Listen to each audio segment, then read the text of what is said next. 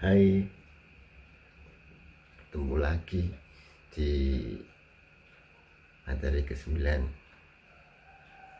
teknologi dalam dunia broadcast. Sekarang menjadi tren yang booming karena digital ini semua menjadi memakai digital, apapun serba digital. Ya, apa yang nggak pakai digital? Sekarang pakai digital, radio berkembang menjadi podcast, ya. Semua terkenal karena digital, karena kecepatannya teknologi yang luar biasa dan selalu up to date informasinya. Ini kita bisa lihat dari ini teman kita Bagus Mulyawan, ini mahasiswa komunikasi, udah lulus, sekarang kerja di Kompas TV. Dia sekarang liputan sendiri menggunakan kamera HP Xiaomi dan HP satunya untuk siaran langsung, live broadcast langsung. Jadi langsung dia menjadi wartawan tunggal live broadcast Kompas TV. Ini mahasiswa kita.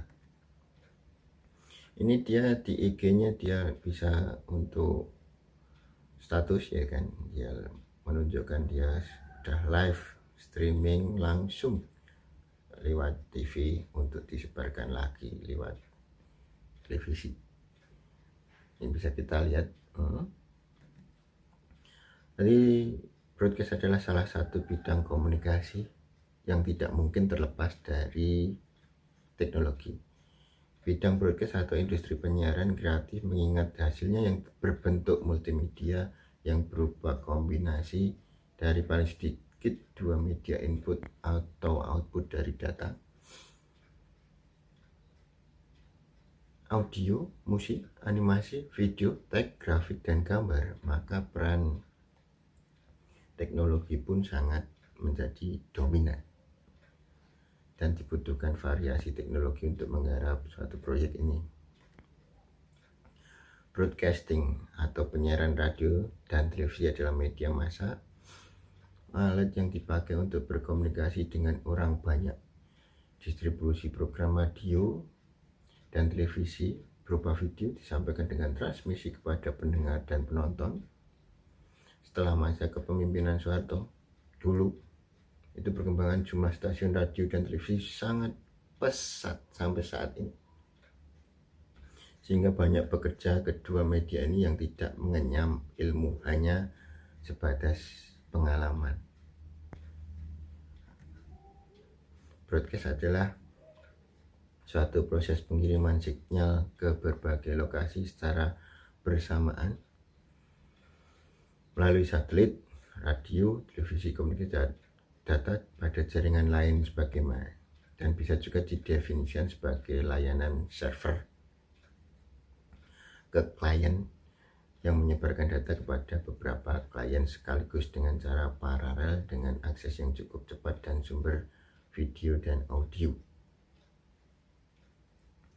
Kalimat broadcast berlaku pada dunia pertelevisian dan radio, di mana dunia broadcast ini selalu menarik perhatian bagi masyarakat, khususnya untuk kalangan remaja seperti teman-teman. Jenis produksi yang diproses adalah perusahaan broadcasting, antara lain profil perusahaan, corporate profil, program televisi, TV program, musik video, video klip, iklan televisi, dan masih banyak lagi untuk dapat dikembangkan. Sebagai medium komunikasi, aktivitas penyiaran tidaklah semata merupakan kegiatan ekonomi, tetapi juga memiliki peran sosial yang tinggi sebagai medium media komunikasinya. Sebagai media komunikasi didefinisikan sebagai proses penyampaian ide, gagasan, atau opini dari seseorang disebut komunikasi ditujukan kepada sejumlah sasaran. Dalam hal ini, komunikan secara umum atau broadcasting merupakan sajian program secara dalam proses komunikasi yang bertujuan untuk membujuk atau mengiring untuk menghibur dan mengambil tindakan yang menguntungkan bagi pihak penyiaran. Penyiaran merupakan padanan kata atau persamaan broadcasting, yaitu semua kegiatan yang memungkinkan adanya siaran radio dan televisi yang meliputi segi ideal, perangkat keras dan lunak yang menggunakan sarana pemancaran atau transmisi baik di darat maupun di antariksa dengan menggunakan gelombang elektromagnet atau gelombang yang lebih tinggi untuk pemancarannya. 5 syarat untuk dapat terjadinya penyiaran: harus tersedia spektrum frekuensi radio. 5kom ada radionya, TV Unisri, radio Unisri itu ada frekuensinya sekarang. Terus ada sarana pemancaran, udah ada, itu berarti sudah bisa disebut radio. Terus adanya perangkat penerima siaran, ada sekarang. Terus adanya siaran program atau acara, karena sekarang sudah semua ada, berarti layak untuk disebut terjadinya penyiaran di kampus kita. Terus dapat diterima secara serentak atau bersamaan. Sekarang radio kampus sudah online, apalagi berarti kan semakin banyak yang menerima. Terus dalam broadcast, dalam ilmu komunikasi, broadcasting merupakan subdisiplin ilmu komunikasi atau terapan mempelajari pengemasan pesan melalui media massa elektronik seperti televisi, radio, dan internet. Dalam broadcast juga memperdalam ilmu kemasyarakatan, artinya bagaimana cara kita untuk terjun langsung dan berhadapan dengan masyarakat luas. Ruang lingkup broadcast meliputi ada presenter, kameramen, wartawan media, dan dunia perfilman seperti sutradara, produser, editing, dan lain-lainnya. Jenis-jenis media seperti kita ketahui, media adalah suatu alat yang menghubungkan kita dengan dunia luar. Tanpa media kita akan sulit mengetahui apa yang terjadi di sekeliling kita. Media dapat digolongkan menjadi 3 menurut jenisnya: cetak, itu terdiri koran, majalah, media elektronik, ada televisi, radio, dan online dengan perangkat internetnya. 3 jenis media tadi juga mempunyai kekurangan dan kelebihan berdasarkan kecepatan, biaya produksi, dan ketajaman beritanya. Terus mengenal radio adalah teknologi yang digunakan untuk pengiriman sinyal gelombang elektromagnetik. Kemudian ada radiasi elektromagnetik dalam kombinasi medan listrik dan medan magnet yang merambat ke ruang udara. Jadi sejarah radio adalah teknologi yang menghasilkan peralatan radio menggunakan gelombang radio melalui modulasi amplitudo yang disebut AM, terus maupun modulasi frekuensi itu FM. Metode pengiriman sinyal seperti ini disebut analog. Kemudian selanjutnya seiring perkembangan teknologi ditemukanlah internet dan sinyal digital yang kemudian mengubah menjadi transmisi sinyal radio. Radio AM itu berkonstan sifatnya, namun proses modulasi ini kemudian mengubah amplitudo. Terus pada tahun 1896 Guglielmo Marconi mendapat hak paten atas telegraf nirkabel yang menggunakan 2 sirkuit. Pada saat itu sinyal ini hanya bisa dikirim pada jarak dekat. Terus Marconi kembali mempublikasikan penemuan bahwa sinyal nirkabel dapat ditransmisikan pada jarak yang lebih jauh, sekitar 12 mil. Itu antara Prancis dan Inggris. Terus radio FM itu belum radio penghantar dengan gelombang audio. Hanya saja pada radio FM proses modulasi ini menyebabkan perubahan pada frekuensi. Ketika radio AM umum digunakan, Armstrong menemukan bahwa masalah lain radio terletak pada jenis sinyal yang ditransmisikan. Pada saat itu gelombang audio bersama gelombang radio dengan menggunakan modulasi amplitudo. Radio internet ini sinyal analog yang digunakan oleh radio konvensional, dikenal dengan web radio atau radio streaming.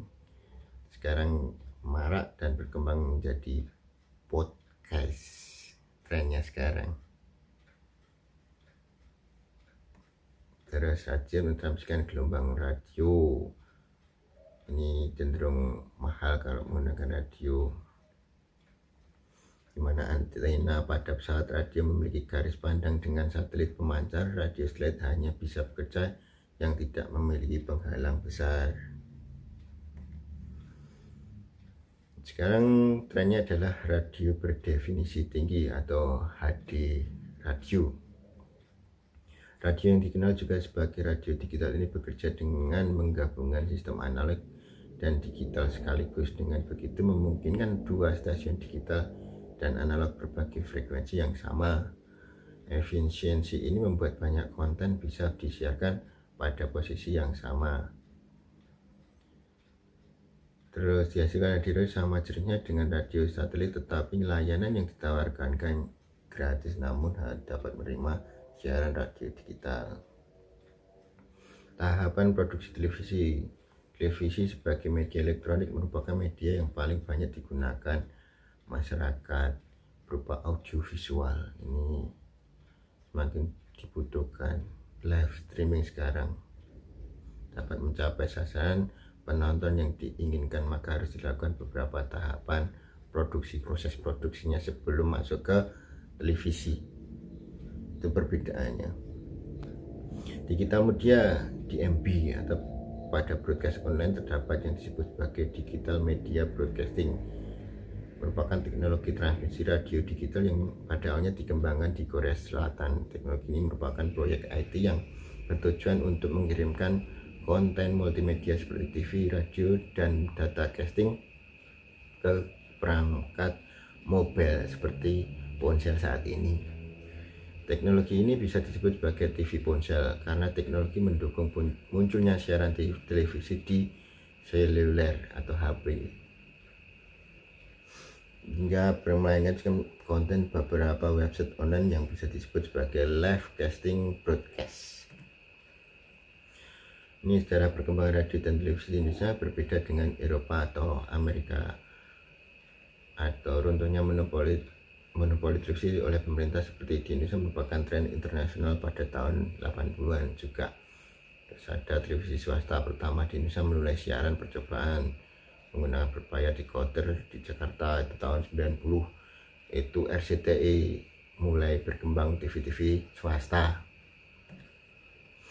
Ada RCTI semakin besar, terus muncul lagi SCTV, disusul TPI, tapi sekarang sudah bangkrut, masih menggunakan fasilitas TVRI, itu TPI, Pendidikan Indonesia. Terus tahun 95 Indonesia mulai siaran di Jakarta bersamaan dengan ANTV. Tahun 2000 itu ada Metro TV, Trans TV, La TV, Global TV, TV7. Akan tetapi televisi dengan format berbeda hanyalah Metro TV pada masa itu. Sedangkan yang lainnya sama formatnya seperti televisi yang telah ada, menyebabkan bagi yang tidak kuat akan gulung tikar. Jadi sekarang banyak TV yang menjadi satu. La TV juga sudah hilang.